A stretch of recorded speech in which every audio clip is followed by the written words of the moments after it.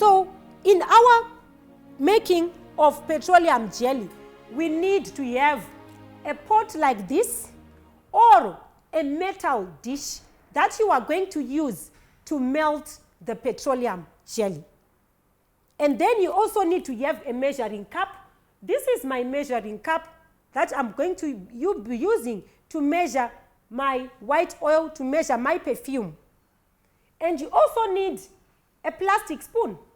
If there is need for you to use a spoon, you need to use plastic spoons and not metal spoons, because metal reacts to these chemicals. So our first step is to put our petroleum jelly in the pot, and we are going to melt our petroleum jelly.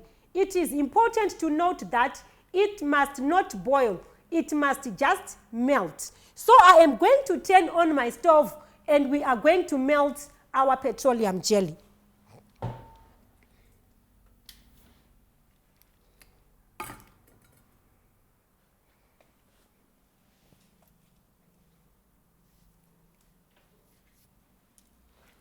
So I'll put my petroleum jelly in the pot, and I should make sure that all of it, so this is 1 kg, it's already pre-measured. I bought it from the suppliers and it was already pre-measured, but you need to verify and put it on a scale so that you make sure that it is 1 kg.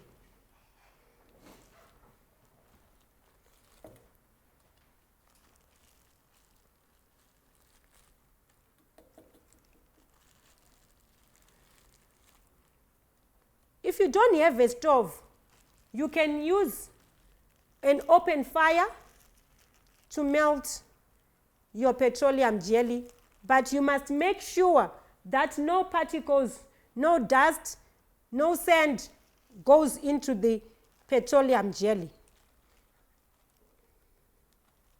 So I'm putting all the petroleum jelly so that it melts.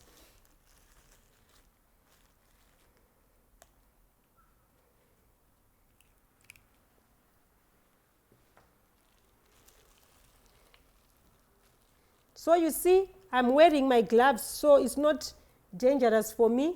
So I can make sure that all the petroleum jelly has gone into the pot.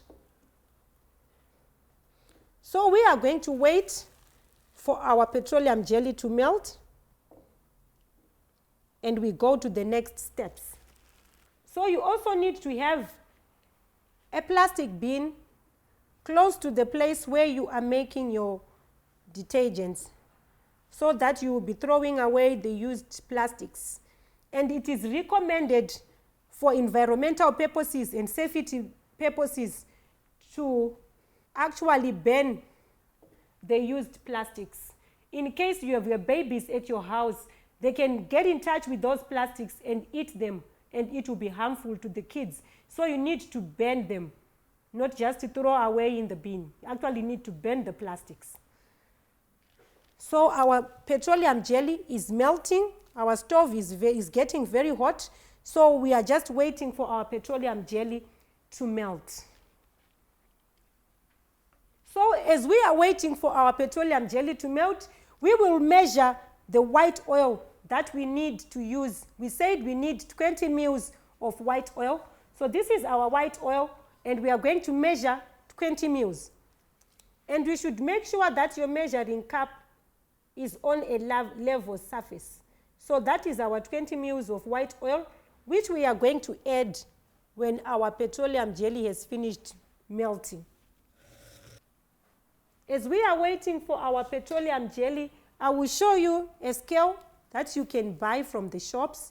This is a simple digital scale that you can buy. It costs between $8 and $10. So you can use this digital scale to measure your ingredients. So our petroleum jelly is melting. It's melting nicely. So we are just waiting for it to thoroughly melt.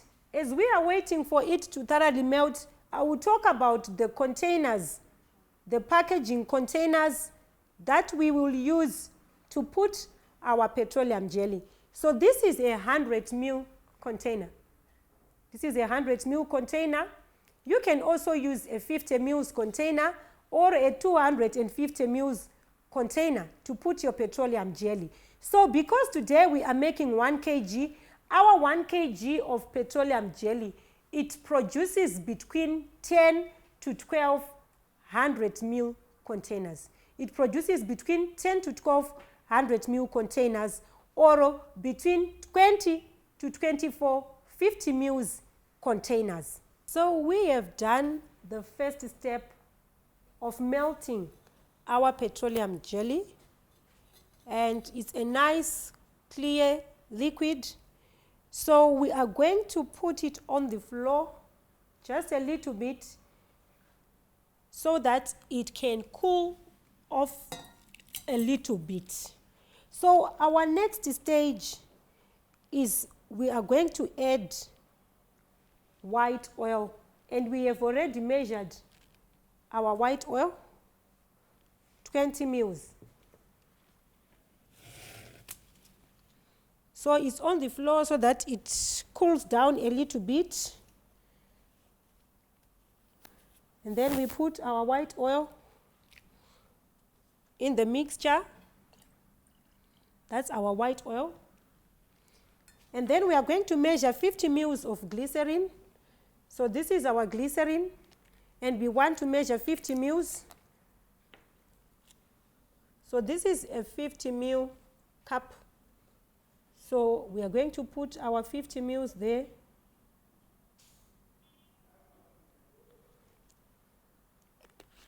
And we are going to put our glycerin into our petroleum jelly. And our client that we are going to be making this for likes perfume. So we are going to put perfume, and perfume you can put the amount that you want. Some people, they want a lot of perfume, some they want minimal perfume. You can measure between 5 ml to 50 ml of perfume.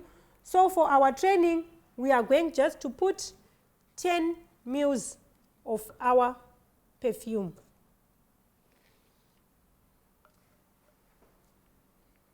We are going to measure 10 ml of perfume. If you were here, you were going to actually hear this, start smelling the pina colada perfume. It smells very, very nice. So now I'm going to mix all the ingredients so that they mix well together. Our perfume, our white oil, and our glycerin.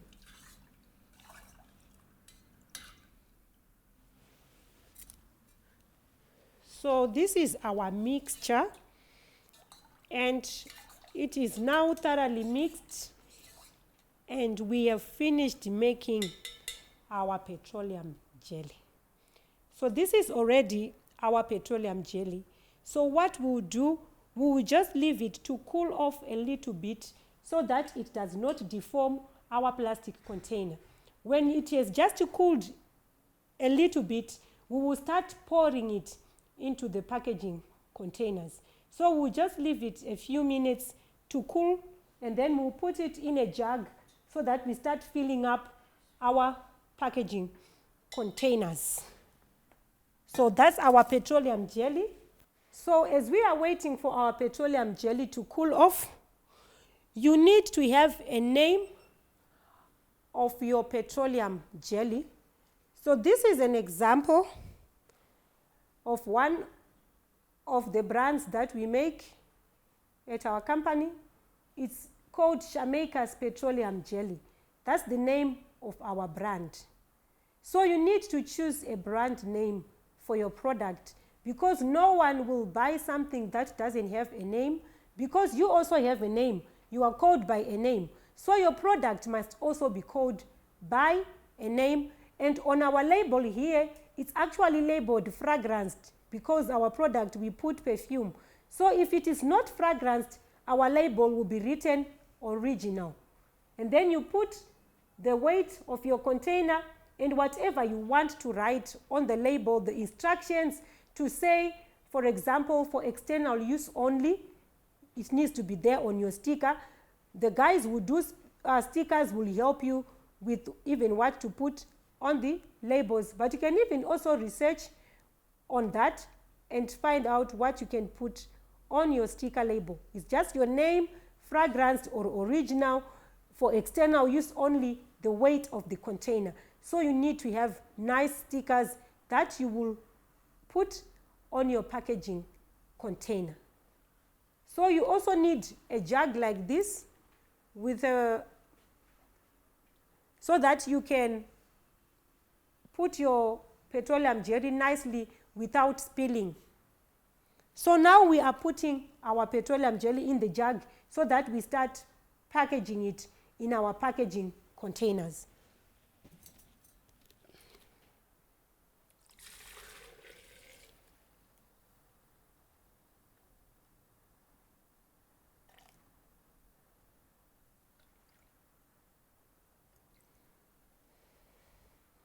So we are going to start packaging our petroleum jelly into these containers. So you don't have to delay, because if you delay, it will start solidifying before you have put it into the containers. So we are now putting our petroleum jelly into the containers.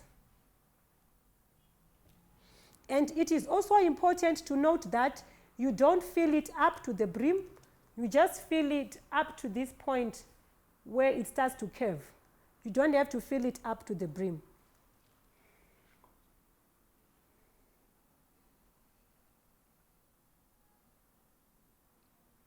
So you see my jug is enabling me not to spill.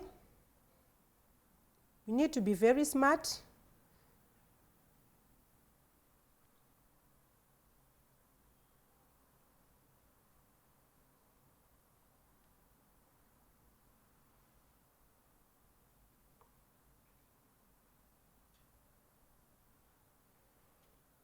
So I will just finish up my petroleum jelly because I've run out of containers. I have 10 containers